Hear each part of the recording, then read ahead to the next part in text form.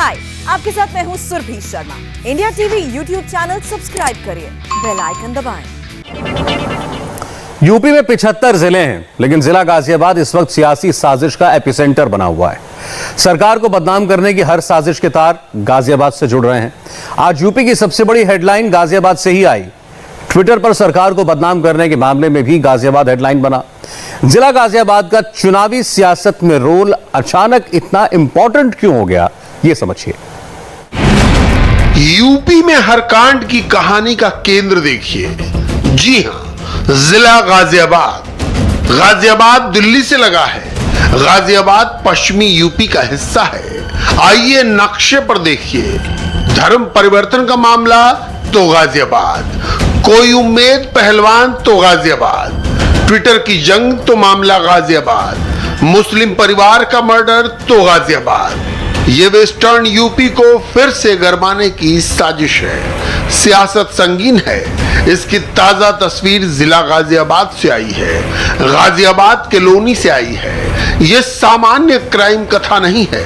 ये वही पश्चिमी यूपी है जहां 2017 की सियासत ने टर्न लिया था। 5 साल बीत गए और अब 2022 करीब है।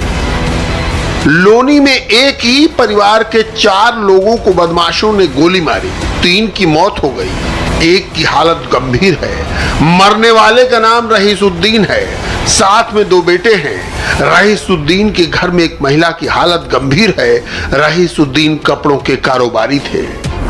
घटना के वक्त इस घर में 5 लोग मौजूद थे, जिसमें से इनकी एक पुत्रवधू है जो उसे कम चोट लगी है और वो बच गई है। हालांकि उसे भी हॉस्पिटल में भर्ती कराया गया है। ये घटनास्थल की तस्वीरें आप देख सकते हैं कि ये दोनों जो बेड है, इस पे रहीसुद्दीन के 2 बेटे थे जहां पर गोली मारी गई है, जबकि दूसरा अंदर का ये जो कमरा है, यहीं पर रहीसुद्दीन अपना कारोबार सारा बिजनेस का देखते थे और ठीक इसी जगह पर वो रात को सो रहे थे जहां पर बदमाशों ने घुसकर गोली मारी। फोर्सफुल एंट्री के प्राथमिक साक्ष्य नहीं है।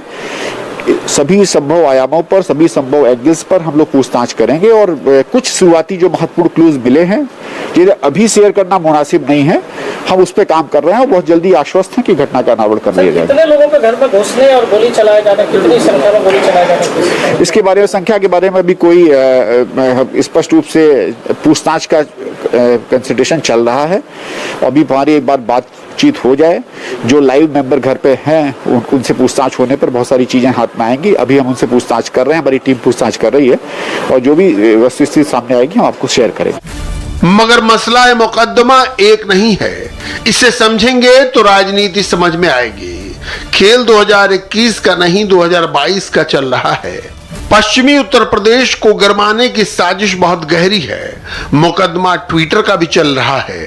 ट्विटर की चिड़िया कहां कहां चहक रही है, क्यों चहक रही है, इसे समझिए। आज पुलिस के आगे उन लोगों की पेशी थी जिन्होंने सरकार के खिलाफ प्रचार का कारोबार किया। संयोग नहीं है कि इसका सेंटर भी गाजियाबाद था। जुबैर और मिस समा नकवी आए थे। इन लोग को पूछताछ के लिए बुलाया गया था, नोटिस इनको दिया गया था। उसके बाद इन्होंने पूछताछ में जो भी हमें चीज़ें पूछनी थी वो इनसे हमने पूछी हैं और बाकी इसमें अगर आगे जो भी है हम स्टेटमेंट्स को सबको रिव्यू करेंगे जो इनके द्वारा दिए गए हैं और उस स्टेटमेंट के आधार पर जो भी आगे की अग्रिम आवश्यक कार्रवाई है वो की जाएगी। जवाबों से संतुष्ट है जो जवाब दिए गए हैं? अभी जैसा आपको बताया, अभी हम सारे जवाब जो भी दिए गए हैं, जो हमने क्वेश्चंस पूछे थे, उन सभी को हम रिव्यू करेंगे और उसके अनुसार ही फिर इसमें आगे की कार्रवाई की जाएगी। मगर यूपी की पॉलिटिक्स का हर पहलू समझने की जरूरत है। एंटी मोदी गैंग इस पॉलिटिक्स को अपने तरीके से गरमाने की फिराक में है। हर पार्टी को अपने तरीके से इसका हिस्सा चाहिए, बांट बखरा चाहिए। शबा नकवी आज गाजियाबाद पुलिस के सामने पेश हुई। खुद मीडिया से ताल्लुक रखती हैं, मगर मीडिया के सवालों से कन्नी काटती रही। धर्मांतरण की कहानी को समझेंगे तो सारी कहानी समझ में आएगी। मूक बधिरों के साथ इस तरह धर्म के इस्तेमाल की कहानी पहली बार सामने आई है। दिल्ली से गाजियाबाद की दूरी बहुत ज्यादा नहीं है। इस करीबी को समझेंगे तो असली कहानी समझ में आएगी।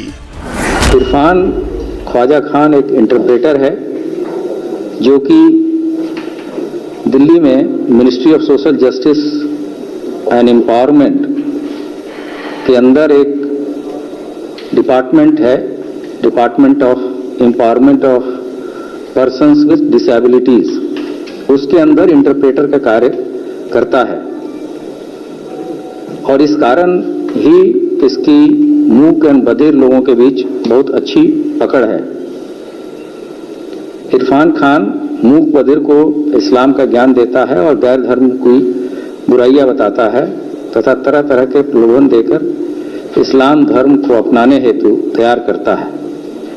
इसके पश्चात इस्लामिक दावा सेंटर में जाकर उमर गौतम के साथ मिलकर जहांगीर आलम से धर्मांतरण प्रमाण पत्र बनवाता है। उमर गौतम और जहांगीर आलम पूर्व में ही हमारे हिरासत में है। राहुल भोला भी एक मूकन बधिर व्यक्ति है और इरफान खान के साथ मिलकर ये मूकन बधिरों को धर्मांतरण के लिए प्रेरित करता है और इसके द्वारा ही मन्नू यादव और आदित्य गुप्ता इत्यादि का धर्म परिवर्तन कराया गया है। यूपी की सियासी कहानी को 2022 में गाजियाबाद से ही टर्न लेना है, पश्चिमी उत्तर प्रदेश से ही टर्न लेना है। किसान राजनीति की कहानी भी यही लिखी जा रही है। किसान कानून का विरोध भी यही हो रहा है और किसान कानून के भविष्य की पटकथा भी यही लिखी जा रही है। राकेश टिकैत तो लड़ाई को 2022 तक ले जाने का ख्वाब देख रहे हैं। यहाँ के ट्राई कर रहे हैं, यहाँ क्या क्या चीजें होगी अभी कर रहे हैं यहाँ पर ट्राई।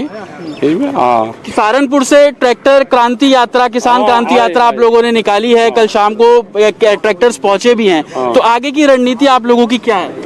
आगे की रणनीति है कि बातचीत चल रही है अभी और गवर्नर को वो ज्ञापन दिए जा रहे हैं सब जगह। हाँ, और एक दिन दिल्ली तो एक दिन चलना ही पड़ेगा भाई, देश की राजधानी है। हमारा अस्पताल दिल्ली में है, किसानों का अस्पताल दिल्ली में है, अभी पता चला हमको तो। हाँ, हम भी 7 महीने से तलाश कर रहे हैं कि किसानों का इलाज कहाँ होगा। किसान का इलाज तो पार्लियामेंट में होगा, पार्लियामेंट बड़ा अस्पताल है, वहीं डॉक्टर मिलेंगे, तो जाएंगे भाई, एक दिन तो जाना ही पड़ेगा। लेकिन आज कृषि मंत्री का बयान भी सामने आया। कृषि मंत्री ने कहा कि किसानों को अपना जो प्रदर्शन है वो बंद करना चाहिए, बातचीत के लिए तैयार है, बातचीत से ही समाधान निकलेगा। हाँ, बातचीत से निकलेगा। मैं एक बार सर्वे कर लूँ जरा ऊपर यहाँ चढ़ के। तो आप ये देखेंगे राकेश टिकैत बैरिकेड पर पहुंचे हैं गाजीपुर बॉर्डर के, और यहाँ पर आप देखेंगे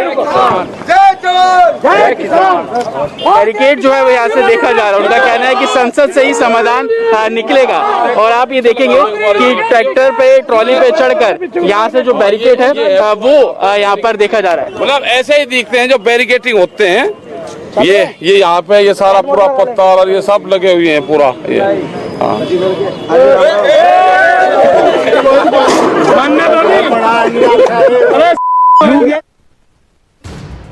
बहरहाल यूपी की लड़ाई अब और गहराने वाली है। यूपी में नेताओं की कहानी को यहीं से बदलना है। राजनीति का खेल जारी है। आइए नेताओं के चेहरे देखिए और फिर खेल समझिए। मायावती पश्चिमी उत्तर प्रदेश की रहने वाली हैं। अखिलेश यादव एटा इटावा का कैचमेंट एरिया है और पश्चिमी उत्तर प्रदेश की सियासी जमीन है। जयंत चौधरी हरित प्रदेश की राजनीति करने वाले परिवार से हैं। राकेश टिकैत कहने को किसान नेता हैं मगर राजनीति करते हैं पश्चिमी उत्तर प्रदेश की। अकेले योगी आदित्यनाथ हैं जो पूर्वी उत्तर प्रदेश का प्रतिनिधित्व करते हैं, मगर राजनीति की ये कहानी बदलने वाली है। योगी पूर्वांचल का ही नहीं पश्चिमी उत्तर प्रदेश का भी प्रतिनिधित्व करते हैं। कोरोना काल में योगी को अलीगढ़ से लेकर गौतम बुद्ध नगर तक दौरा करते देखा गया। योगी राजनीति की इस कहानी को बदलने का पूता रखते हैं। बस 2022 की कहानी पर नजर रखिए। हाय, आई एम सुरभि शर्मा। खबरों से अपडेट रहने के लिए India TV YouTube channel subscribe करिए, साथ में बेल आइकन जरूर दबाएं। जुड़े रहें इंडिया टीवी के साथ।